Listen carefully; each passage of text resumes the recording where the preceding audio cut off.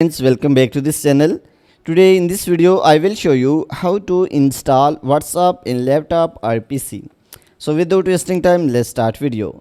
If you find this video is helpful for you, then please give like this video and subscribe our channel. So let's start. So firstly you can see window icon, so just click on it. So after this you can see Microsoft Store. So click on Microsoft Store.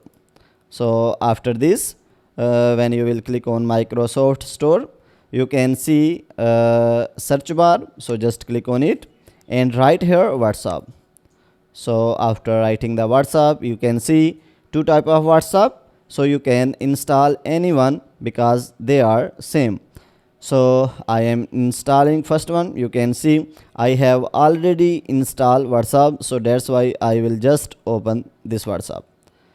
So when I will open, so here you can see it will show a QR code. You can also scan with QR code, or you can also link with phone number. So when you will click on it and you can write here, you can select here country. After that you can write here phone number. So after that click on next. So in this way you can install WhatsApp in laptop or PC. So guys, if this video is helpful for you, then please give like this video and subscribe our channel. Thanks for watching.